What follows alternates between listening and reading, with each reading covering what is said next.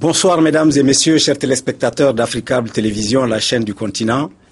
Et merci encore une fois pour votre fidélité à notre rendez-vous du vendredi soir pour À votre avis. Les exemples d'alternance démocratique et pacifique en Afrique, à la suite d'élections libres et honnêtes, sont très rares. Tandis que les élections calamiteuses, elles sont légion et semblent même être devenues la règle, entraînant ainsi des peuples dans la violence, le désordre, la destruction, la mort et la haine distillée dans le corps social. À votre avis, ouvre le débat ce soir autour de deux questionnements. Premièrement, pourquoi les élections apparaissent-elles de plus en plus aux peuples africains comme une menace à la paix civile et donc au développement?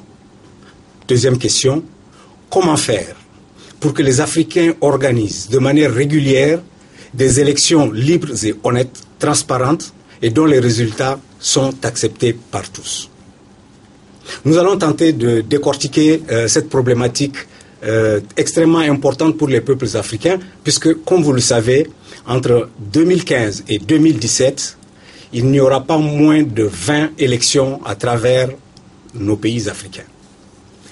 Et nous allons donc décortiquer cette problématique avec les contributions de Dr Moumouni Soumano.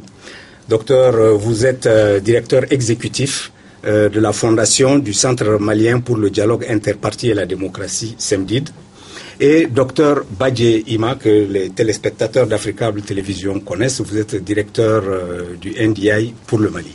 Messieurs, merci d'avoir accepté notre invitation. Merci.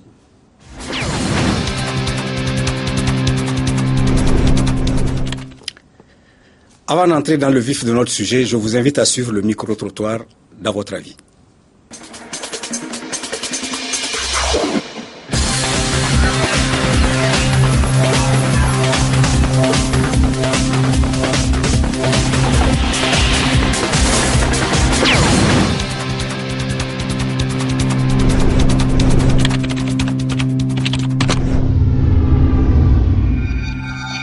Mais la violence s'explique parce qu'il y a des gens qui sont au pouvoir et qui s'accrochent. Parce qu'ils se disent, si on perd le pouvoir, il risque d'y avoir des enjeux, il risque d'y avoir des poursuites, il risque d'y avoir une revanche, et puis il risque d'y avoir aussi une incertitude économique. C'est pourquoi les gens s'accrochent au pouvoir. Il y a une phrase célèbre au Gabon, Omar Bongo disait « Je ne peux pas organiser les élections pour les perdre ». Qu'est-ce que ça veut dire? Ça veut dire que s'il les perd dans les urnes, ben il va les gagner par le jeu institutionnel. C'est-à-dire la population locale a du mal à comprendre, c'est-à-dire le système de démocratie. Bon, les candidats ont aussi une part de responsabilité dans les violences. Et il s'agit pour eux vraiment de sensibiliser tous leurs militants respectifs bien avant les élections. J'ai vraiment des inquiétudes pour notre propre pays, le Niger. J'ai des inquiétudes pour la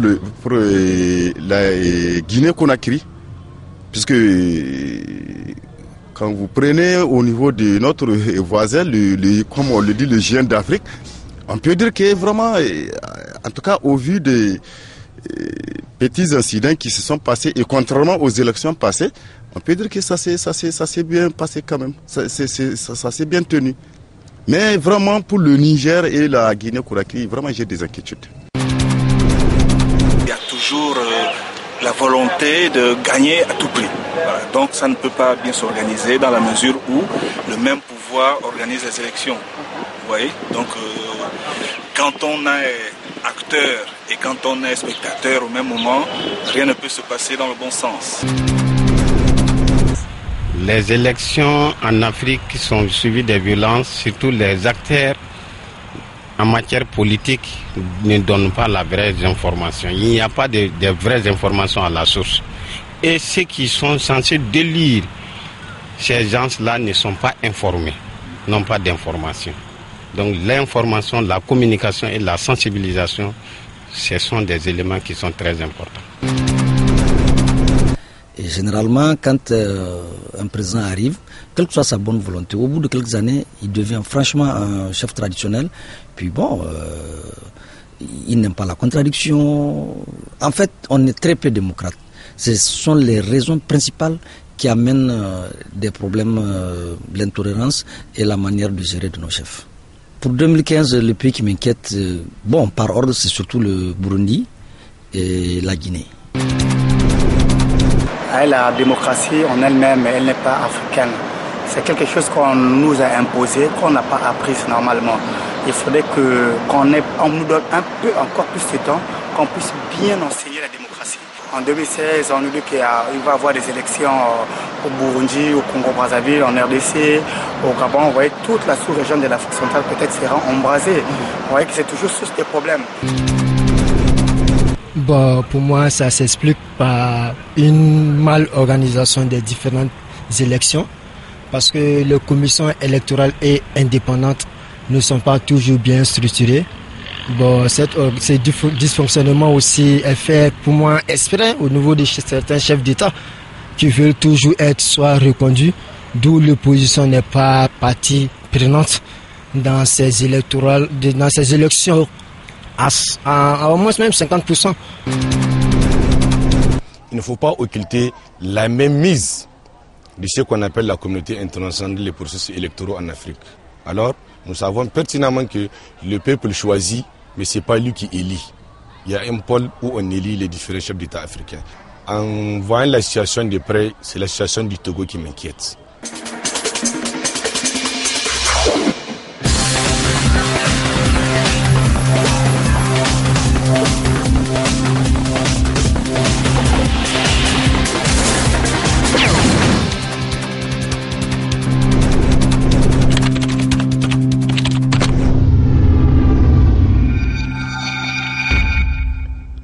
Voilà.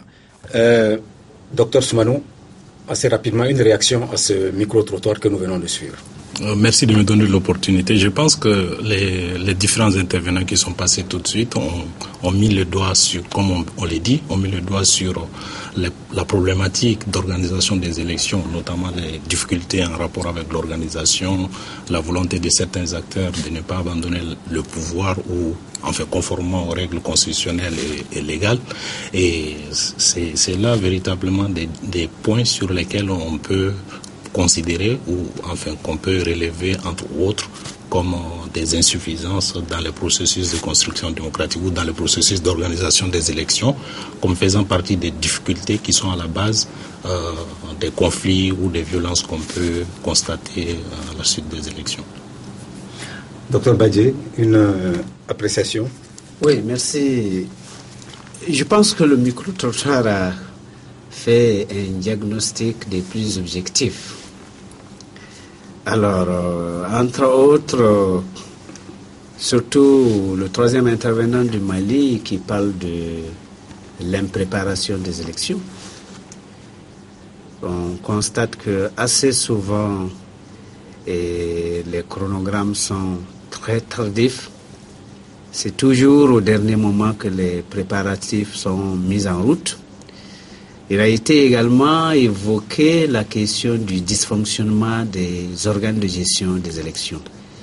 Et peut-être que au dysfonctionnement, il faut ajouter aussi la vraie question de l'indépendance des organes de gestion des élections.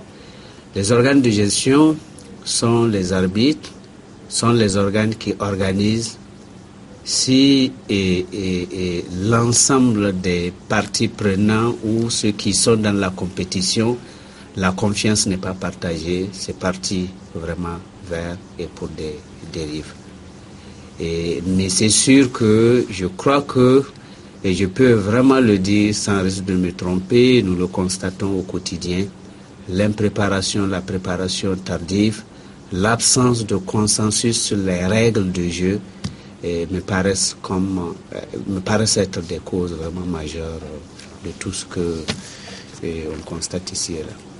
Oui, bon, vous êtes déjà entré de plein pied dans notre entretien, mais c'est bien. Alors, avant que nous n'y allions, je vais vous demander à vous deux, qui êtes des représentants d'institutions qui sont dédiées précisément à cette problématique, assez rapidement, votre appréciation de ce qui s'est passé au Nigeria entre samedi et mardi dernier. Là, c'est assez intéressant. C'est un acte qui a été salué non seulement au niveau africain, mais au niveau international aussi. Mais il faut rappeler que c'est pas un acte isolé. De plus en plus, on constate que les candidats aux élections prennent l'habitude de prendre les devants, d'anticiper sur les problèmes en essayant tout de suite, avant même souvent la proclamation officielle des résultats, de féliciter les candidats qui est sorti gagnant des urnes. Ce fut le cas au Sénégal avec Macky Sall et Abdoulaye Wade. Et ce fut le cas aussi au Mali. Soumaïla Cissé qui s'est déplacé pour aller chez Ibeka pour, le féliciter. Et donc le cas du Nigeria est un cas qui confirme un peu une certaine évolution dans le processus d'organisation des élections et confirme aussi la maturité d'un certain nombre de responsables politiques par rapport à la manière de circonscrire les enjeux des élections. Alors, docteur Badje, rapidement, quelles leçons peut-on tirer du cas nigérien? Alors, je pense que pour aller dans le même sens que docteur Soumano, et n'oublions pas que derrière, il y a eu assez de pays qui ont en toute responsabilité dans l'apaisement requis organiser des élections transparentes et régulières. Il a cité le cas du Sénégal, il y a eu le cas des dernières élections au Niger, il y a eu le Bénin, il y a eu le Ghana, il y a eu le Mali, et je pense que c'est ça la tendance générale. Mais la tendance générale ne veut pas dire qu'il n'y a pas des poches de résistance. Maintenant, le Nigeria, mais c'est surtout le Nigeria qui nous a habitués et au coup d'État, et comment dirais-je, régulier. Et en tant que géant d'Afrique, s'il s'engage dans cette voie, et je reste convaincu que cela va impacter sur l'ensemble des processus. Et à quoi cela est dû? On a senti, en tout cas, la maturité, comme Soumano l'a dit, des deux principaux candidats, mais aussi la maturité surtout.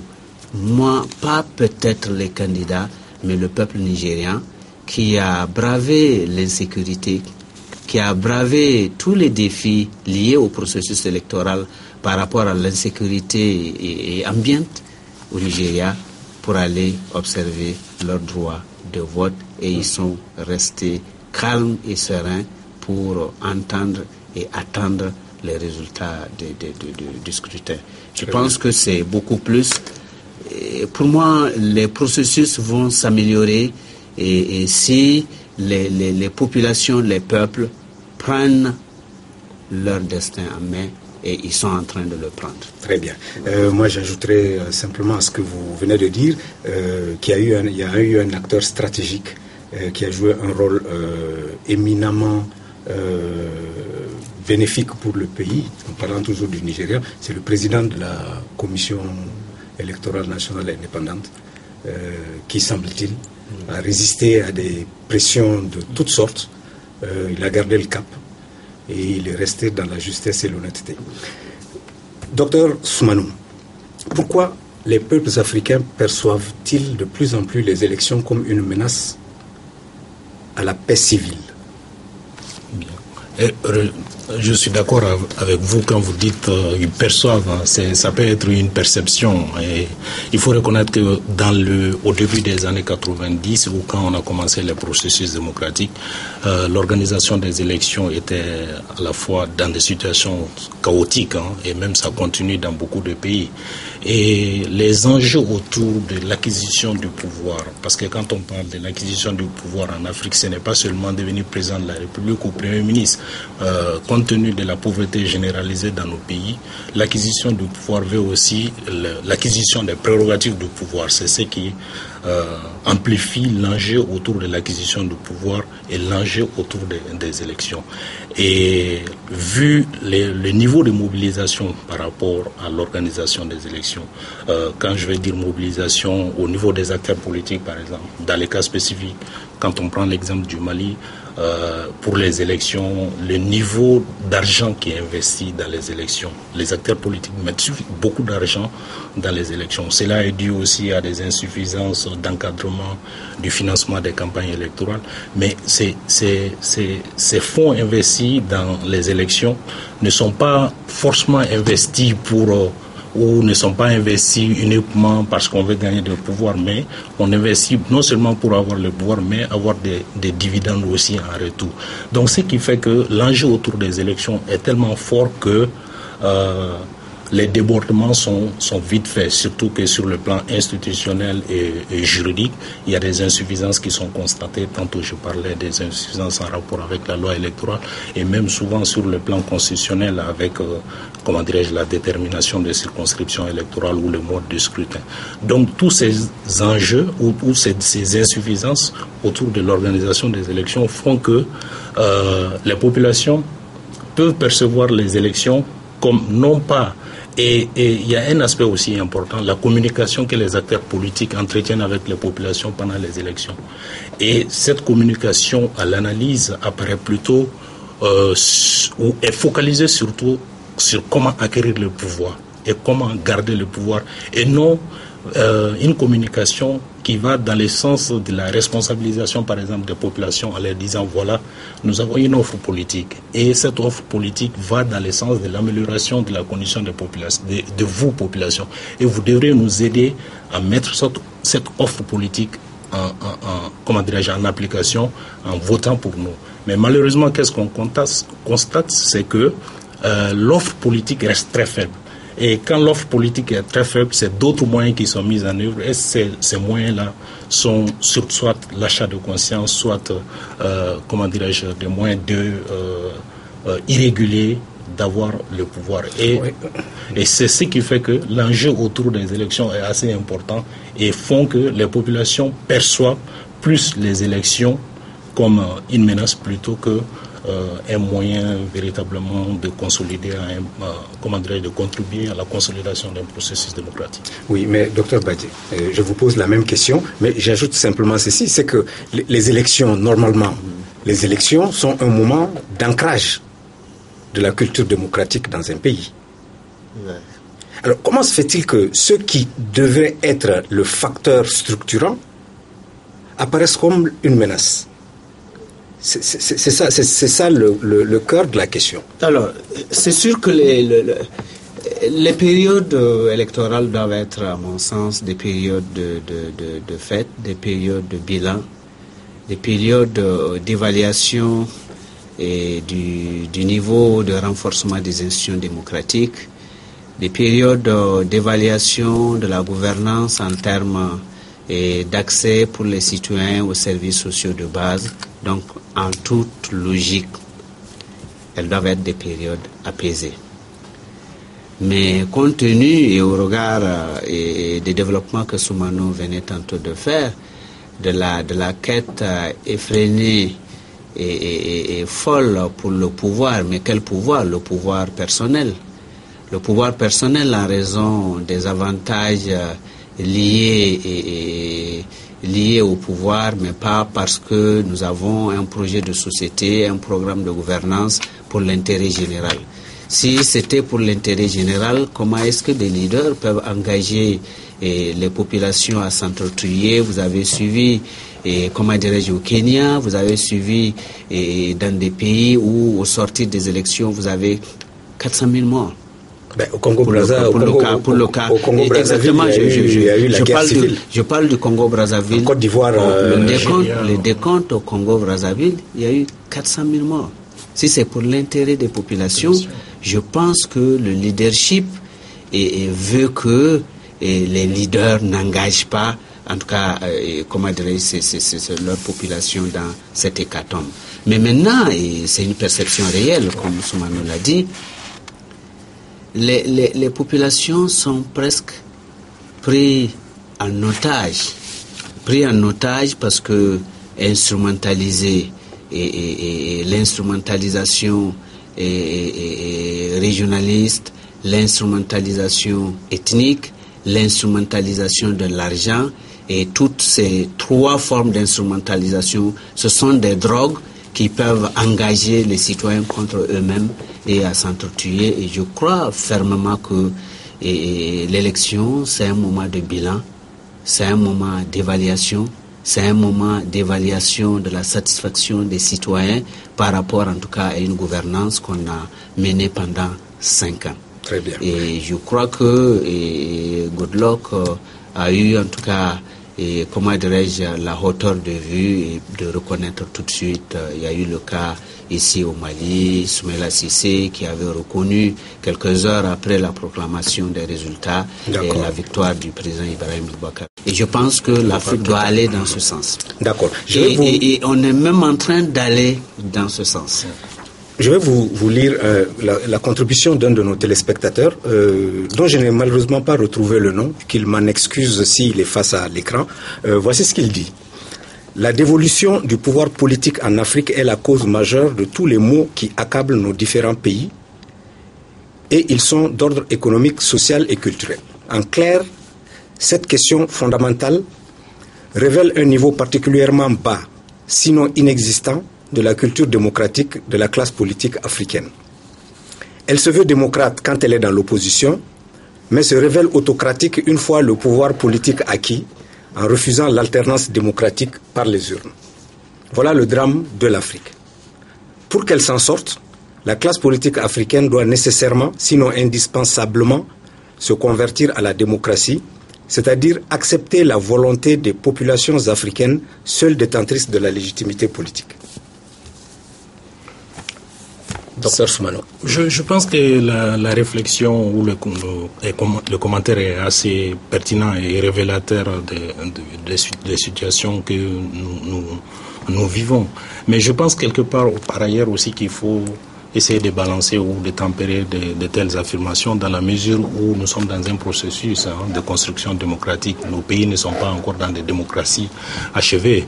Et toutes les insuffisances que nous constatons dans nos processus sont souvent considérés par la suite ou sont traités comme des défis. C'est pourquoi il peut y avoir des réformes, notamment des réformes constitutionnelles ou même des relectures des lois, par exemple, ou des textes en rapport avec l'organisation des élections.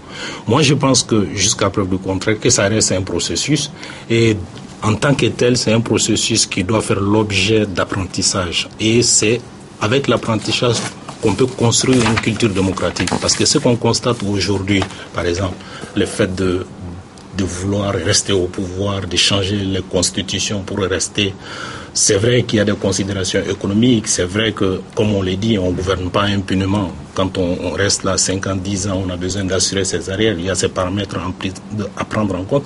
Mais je pense aussi, quelque part, que c'est un problème aussi de faiblesse de culture démocratique, parce que quand on a des convictions fortes en rapport avec les principes de la démocratie, je ne vois pas dans quel intérêt on a à instrumentaliser les textes ou à vouloir rester au pouvoir. Dès lors qu'on a cette culture démocratique, dès lors qu'on va travailler encore pour approfondir les réflexions sur ces questions, on travaillera à l'émergence d'institutions démocratiques. Et quand il y a des institutions démocratiques, ce ne sont plus les circonstances politiques qui vont faire plier les institutions, mais c'est aux circonstances politiques de s'adapter aux institutions démocratiques qui existent, qui peut contribuer véritablement à faire avancer le processus. Alors, nous allons partir à Libreville. Nous allons prendre en duplex Monsieur Dieudonné Mellama, qui est le président de l'Observatoire national de la démocratie pour le Gabon. Mais avant d'y aller, je vais juste vous lire un extrait d'un document que notre ami, le chercheur Gilles Yabi, que vous connaissez, a écrit. Après le duplex, nous allons revenir là-dessus. Donc, je le cite dans le texte.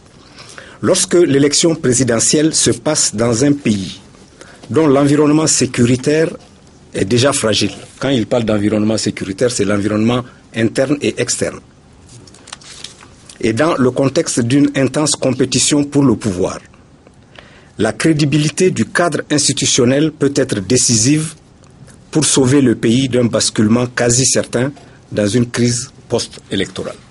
ça rejoint un peu ce que vous avez dit à la fin de vos propos, c'est que les institutions, si elles sont fortes, si elles ont de la crédibilité, sont véritablement le rempart contre les dérives tyranniques, autocratiques et frauduleuses de ceux qui n'acceptent pas les règles du jeu démocratique. Nous allons donc nous rendre à Libreville, où nous allons nous entretenir quelques minutes avec M. Mellama Dieudonné. Bonsoir Monsieur Mellama Dieudonné, vous êtes président de l'Observatoire national de la démocratie du Gabon. Alors ma première question c'est, selon vous, à qui peut-on imputer la responsabilité des violences électorales dans un pays, en particulier dans votre pays? Non, en fait il y a la résistance, je crois que 93, moi j'ai entendu des Gabonais qui étaient dans le pouvoir et qui sont dans l'opposition dire que l'opposition avait gagné en 93. En 2005, on dit la même chose. Je crois qu'il y a des gens qui veulent prendre le pouvoir et des gens qui refusent de le céder. Et à partir de ce moment, il n'y a pas eu d'arbitre.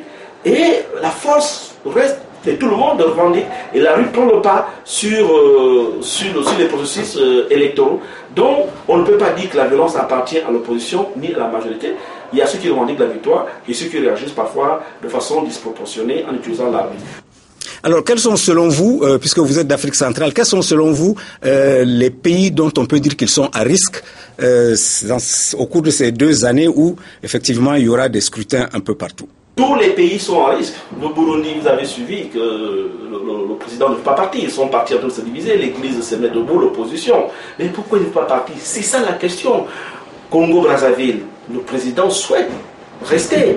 En RDC, vous avez suivi tout dernièrement que le président Kabila a dû arrêter les leaders de la société civile qui sont même venus du Sénégal et du Burkina, et qu'actuellement les jeunes leaders congolais, certains amis, je les connais, on était il n'y a pas longtemps dans cette émission, sont aujourd'hui emprisonnés. Donc vous conviendrez avec moi qu'il y a des problèmes, et ce qui est important, c'est que nous devons renégocier des nouvelles transitions démocratiques en Afrique.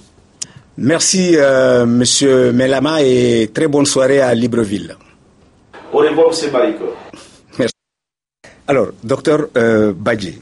Alors, j'ai pas eu le temps de réagir à la première citation et celle de Gilles Yabi. Mais, voilà, faites-le. Mais je pense qu'il faudra qu'on essaie de voir dans le processus électoral et dans le cycle électoral quels sont les points et les phases d'embrasement. Si on fait cette analyse, on pourra identifier vraiment les causes profondes. Vous avez la parole.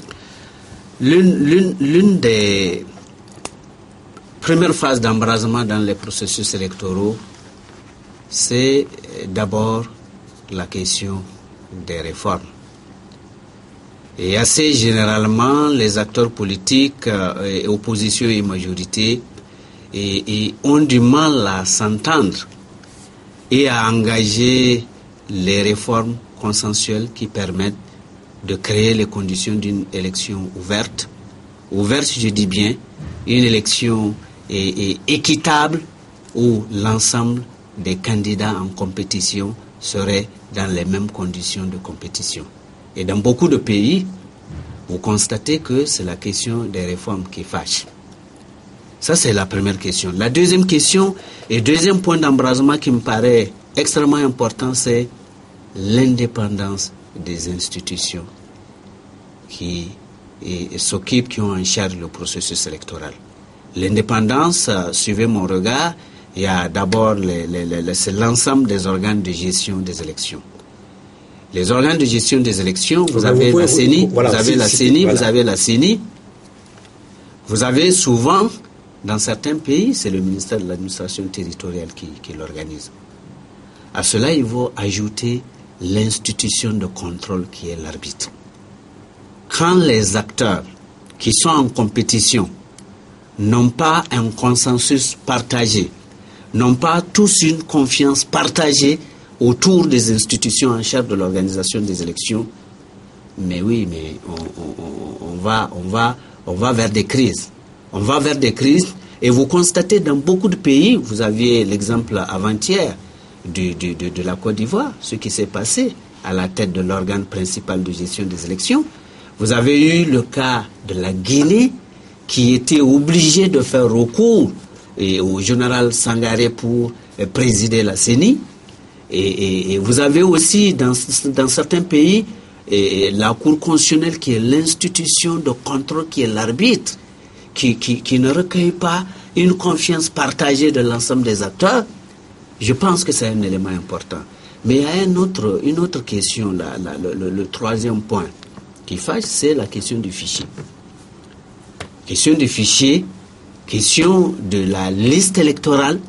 Tantôt, bon, il y a des évolutions parce que la biométrie semble être la réponse, en tout cas, qui permet d'asseoir la confiance de l'ensemble des compétiteurs. Alors, je vous reprends la parole un tout petit peu pour, justement, dans ce cadre-là, vous citez un autre téléspectateur, mais celui-là, j'ai retrouvé son nom. D'ailleurs, il vient du Niger. Il s'appelle Mahaman Lawali Ousmane. Alors, voilà, il pose cette question. En quoi l'utilisation du fichier électoral biométrique permet-il d'éviter la contestation électorale en Afrique? C'est une question précise. En quoi? Parce que le fichier biométrique est-il un rempart contre... Voilà, oui, biométrique est un rempart parce que il permet d'identifier rigoureusement l'électeur et de le reconnaître pour éviter les bourrages, pour éviter la fraude, en tout cas qui est régulièrement invoquée. La biométrie est aujourd'hui est conçue comme une réponse aux fraudes, en tout cas dont l'ensemble des acteurs, notamment les partis politiques de l'opposition, se sont toujours plaints. Et vous avez pu constater, en tout cas laborieusement, le Mali a pu se doter d'un fichier biométrique, ce qui a permis de rassurer l'ensemble des compétiteurs. Et mais maintenant, quel que soit le dispositif, il faut asseoir la confiance. On va revenir, je vous reprends la parole, on va revenir à la confiance parce que c'est fondamental. Dans la dernière partie de notre entretien, monsieur Mahaman Lawali Ousmane du Niger a posé une deuxième question que je vous pose à vous, docteur Soumanou. Il dit, la contestation électorale en Afrique est-elle liée aux défaillances des institutions ou à la méfiance que portent les différents candidats et leurs entourages aux acteurs qui animent les différentes commissions électorales? Bon, à mon avis, il y a les deux aspects. Il y a en même temps un déficit de confiance par rapport aux organes qui, comme Ima le disait tantôt, par rapport aux organes qui organisent les élections, mais il y a aussi un certain méfiance de l'électorat vis-à-vis de l'électeur. Comme vous pouvez le constater dans beaucoup de nos pays, il y a une banalisation de la chose politique. Quand vous savez l'expression au Mali, un politique mot, ça veut dire ce que ça vaut. Et expliquez-nous ça. Qu'est-ce que ça veut dire? Oui, ça veut dire on analyse la politique un peu comme les mensonges, la corruption, tout ce que vous pouvez imaginer comme mauvaise... Comme vice. Voilà, comme vice, comme qualificatif négatif. Donc, dans ce sens, je pense que c'est un aspect qui est assez important pour vis-à-vis surtout de l'électorat. Ce déficit de confiance là aux organes chargés d'organiser les élections et la relation qu'il y a entre les citoyens et les acteurs politiques. Comment les citoyens perçoivent ou comment les citoyens qualifient les acteurs politiques font que il y a le comportement des acteurs politiques par rapport à l'organisation des élections. Je ne sais pas si vous vous souvenez en 2007 comment le président de la Cour constitutionnelle, lors de la proclamation des élections, les élections législatives, le second tour des élections législatives, il s'est ému du niveau de fraude dans les élections au Mali. Et pour dire que quand on parle de fraude dans les élections, c'est les acteurs politiques, c'est les citoyens, c'est les organes qui sont chargés d'organiser les élections. Et à tous les niveaux, il y a des responsabilités qu'il faut situer. Et dans ce sens-là, il est important que pour les citoyens, d'abord qu'il y ait un minimum de confiance, de crédit aux organes qui sont chargés d'organiser les élections. Si ce crédit est là, en plus de ça, il faut, comme il le disait tantôt, l'arbitre. Les juges qui sont chargés de régler, de trancher, dans les cas spécifiques, par exemple, de Mali et dans beaucoup de pays où la proclamation définitive des élections, des résultats des élections sont faits par des institutions judiciaires. Les niveaux de confiance à ces institutions-là aussi contribuent à garantir l'acceptation ou la crédibilité des résultats.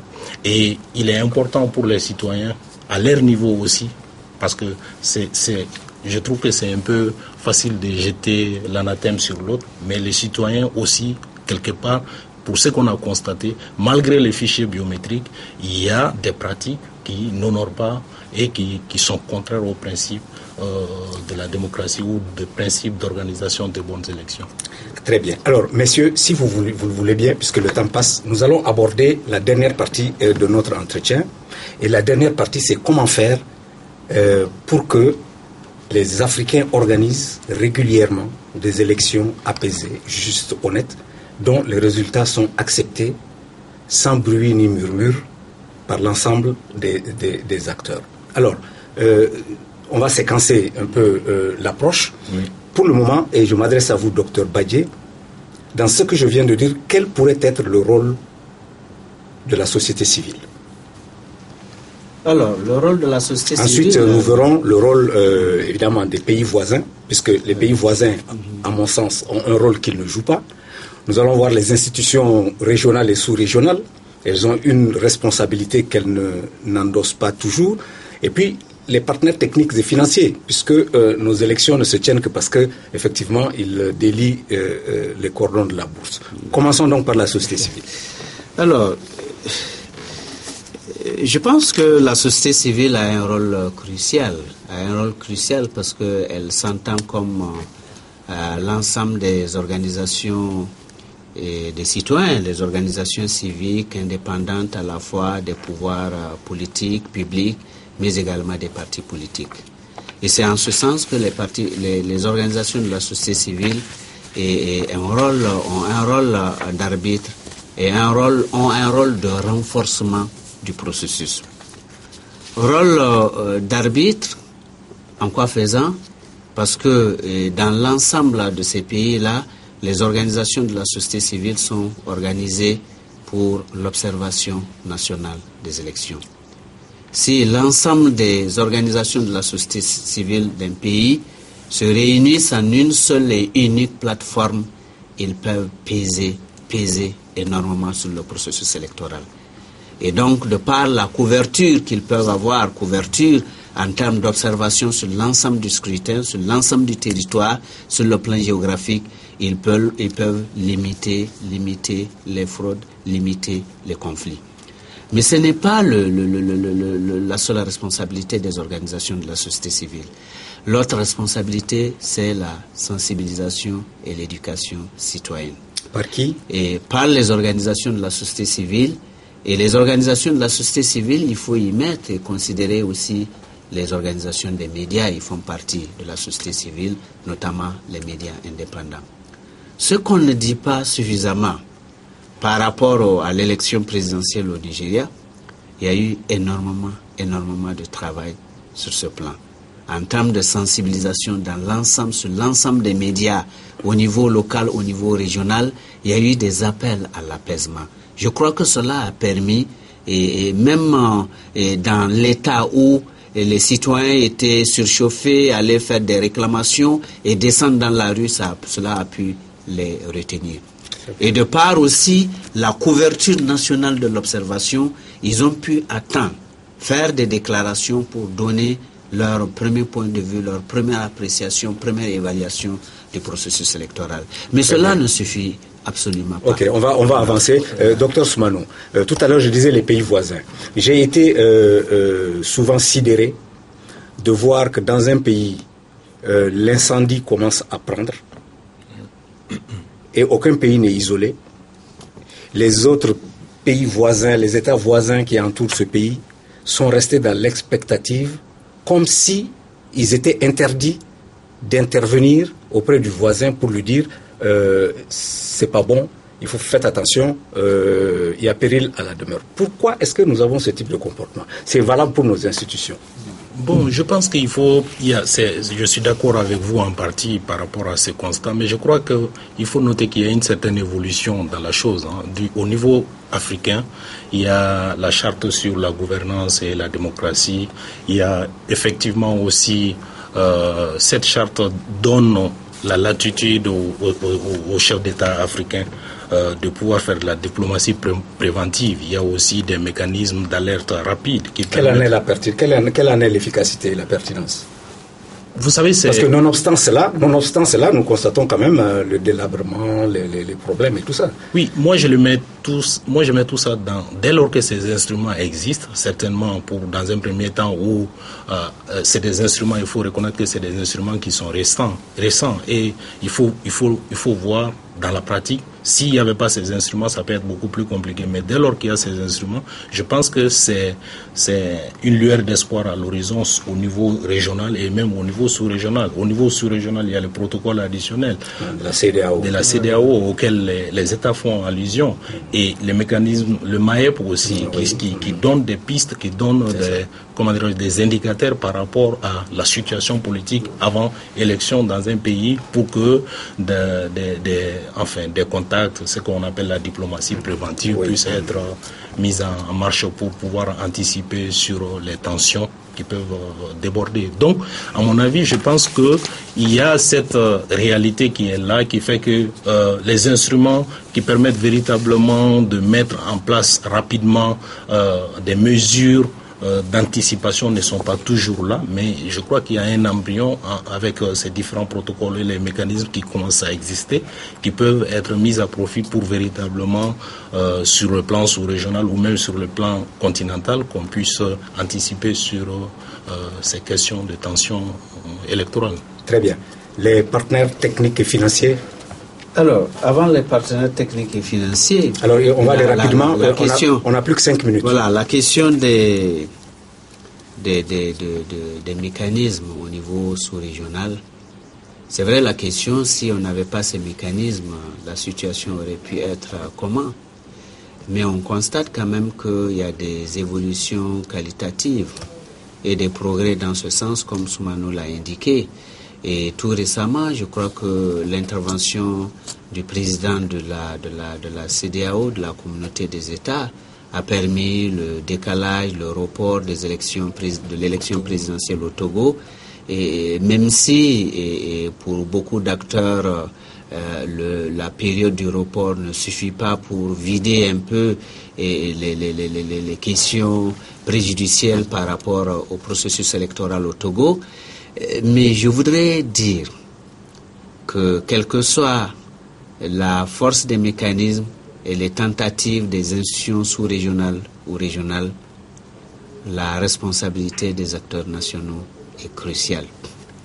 Si les acteurs nationaux ne donnent pas et ne montrent pas le sens élevé de la responsabilité pour préserver le tissu social, pour préserver les maigres acquis démocratiques, et rien ne peut éviter les crises, en tout cas préjudiciables. Mais maintenant, les partenaires techniques, ce qu'il faut, ce que je constate, c'est que l'intervention des partenaires techniques me paraît toujours assez tardif. Toujours assez tardif. Vous savez, un processus électoral, c'est un cycle. Dès la fin d'une élection, il faut déjà commencer à préparer la prochaine élection. Mais voilà que les acteurs nationaux, les institutions nationales n'ont pas suffisamment de ressources, donc ils sont obligés d'attendre, au lieu de commencer les préparatifs dès la première année, la deuxième année du mandat, ils ne commencent à préparer les élections qu'à la 4e année du mandat, où les ressources peuvent commencer à tomber pour appuyer le processus. Et là, c'est très serré, ça ne permet pas de renforcer les institutions, ça ne permet pas de renforcer les citoyens par rapport à l'apaisement et par rapport à la maîtrise des procédures. Je crois que c'est une grande responsabilité des partenaires au développement d'appuyer assez tôt les processus. Et étant donné que c'est un cycle... On arrive à la fin. On arrive à la fin. Je vais vous donner la parole 1 minute à chacun pour conclure ce débat sur lequel nous reviendrons certainement au cours des semaines, des mois à venir.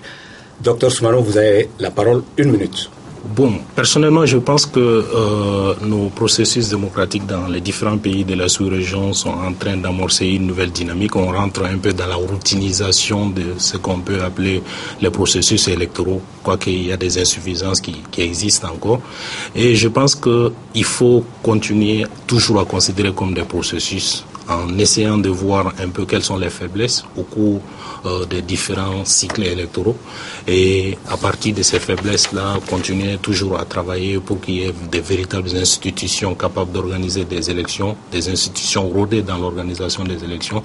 Mais tout ça, on doit les mettre dans un contexte qui permet l'émergence des conditions favorables à l'organisation des élections. Globalement, tout ce qui rentre dans la législation, le respect des textes et surtout, c'est un aspect assez important, le respect des textes et l'utilisation des voies de recours légales.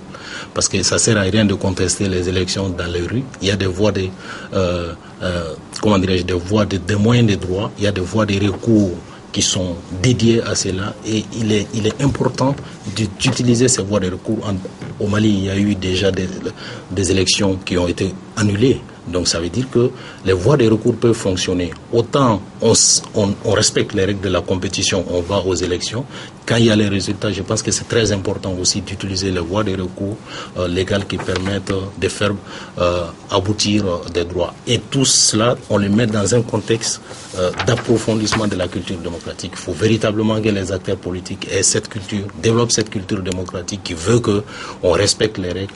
Il y a un principe majoritaire qu'on respecte et on protège un droit minoritaire qui doit s'exprimer aussi. Alors, à la suite de ce que vous dites, je vais vous lire un extrait du texte de Hicham El Moussaoui, qui est aussi un chercheur. Voilà ce qu'il dit. Il dit « La prévention de la contestation électorale et la réhabilitation de la démocratie africaine passe par une réforme institutionnelle, on revient donc à l'institutionnel, visant l'instauration et la consolidation de l'état de droit, de la justice et l'amélioration de la transparence de manière à protéger les droits de vote des électeurs comme les droits d'éligibilité des candidats. » Il met en relation d'équité le droit des électeurs et le droit d'éligibilité des candidats, pour lesquels aujourd'hui on accorde beaucoup plus d'importance que le droit des électeurs. Alors je ne sais pas ce que vous en pensez rapidement. Est-ce que effectivement le droit de l'électeur est tout à fait égal au droit d'éligibilité du candidat? Oui, mais le candidat, lui aussi, il est un électeur. Et je pense que les deux droits s'équivalent parce qu'il y a des candidats qu'il y a des électeurs. C'est des maillons essentiels d'une seule et même chaîne. Mais c'est clair que pourquoi on exige les conditions de régularité et de transparence, c'est vraiment pour rassurer et sécuriser le droit de l'électeur, le bulletin de vote de l'électeur. Que le bulletin de vote de l'électeur soit suffisamment comptabilisé dans la sommation et dans le décompte total. Cela me paraît extrêmement important. Toute l'organisation du processus électoral tourne autour de la façon dont les acteurs s'organisent pour créer les conditions pour que chaque citoyen en âge de voter puisse exercer correctement son droit de vote. Et quand on parle du suffrage universel, c'est cela la signification du suffrage universel. Est-ce que chaque citoyen malien, chaque citoyen togolais qui a l'âge de voter a pu s'inscrire sur la liste électorale et le jour du vote, il n'y a aucun obstacle pour qu'il puisse exercer. Mais au-delà, après le vote, que sa voix compte dans Votre mot de la fin, docteur Badji. Alors, je pense que nous recherchions un peu comment les conditions de renforcement. C'est clair qu'il faut, moi je suis résolument optimiste, les faits sont là, le processus démocratique est en marche et de plus en plus dans l'ensemble de nos pays, les élections, les acteurs commencent à avoir une élévation d'esprit et pour vraiment se soumettre au verdict des urnes. Mais ce qu'il faut faire, la première des choses, il faut vraiment des réformes consensuelles. Il faut des réformes consensuelles. Alors, vous parlez de réformes, une question subsidiaire, ensuite vous continuez. Pourquoi est-ce qu'en général dans nos pays, on attend les élections, qu'elles soient là, pour poser la problématique des réformes? Pourquoi est-ce que les réformes ne sont pas engagées immédiatement après la dernière élection. Oui, mais c'est ça. Parce que ça, c'est une source de non, c'est une source. Je l'avais dit, le démarrage tardif des préparatifs. Le micro-trottoir l'a dit, et un citoyen malien l'a dit, démarrage, mauvaise préparation, démarrage surtout tardif. Et il faut toujours considérer les élections comme un cycle. Un cycle, ça veut dire sans fin, où les acteurs sont permanemment dans les préparatifs. Et dès qu'on finit une élection, les préparatifs d'une autre doivent absolument commencer. Et je pense qu'il y a un autre élément important, l'indépendance des organes de gestion et des organes de contrôle. Quand les acteurs principaux qui animent le processus, et il n'y a pas une confiance partagée, je l'ai dit, et je reviens là-dessus pour insister là-dessus, et les organes de gestion et les institutions de contrôle, c'est les CENI et les cours constitutionnels. Quand l'ensemble des acteurs ne sont pas d'accord sur la composition de la Cour constitutionnelle, sur la crédibilité de la Cour constitutionnelle, sur la légitimité de la Cour constitutionnelle ou des autres organes de gestion des élections, je pense qu'il n'y a presque... On ne peut même pas parler de compétition parce que les acteurs ne sont pas d'accord sur les règles de jeu et sur les institutions de la mise en œuvre de tout le processus. Moi, je pense que si j'ai vraiment un appel à lancer, c'est vraiment qu'il y ait des réformes, qu'il y ait un effort de l'ensemble des acteurs pour mettre en place des institutions indépendantes, institutions de mise en œuvre, institutions de contrôle et la justice. On en a parlé, Soumano avait insisté également là-dessus. Docteur Soumano, docteur Badje, Ima, je vous remercie de nous avoir d'avoir éclairé les téléspectateurs d'Africa Télévision sur cette problématique cruciale. On vient de le voir, aussi bien dans le micro-trottoir que sur le plateau, mais sur laquelle nous reviendrons certainement. Le plaisir est partagé. Merci beaucoup. Mesdames et messieurs, nous sommes arrivés à la fin de cette émission. Je vous donne rendez-vous le 8 mai, le vendredi 8 mai. Mais en attendant, continuez à être fidèles à nos programmes d'Africa Télévision du vendredi à 20h30.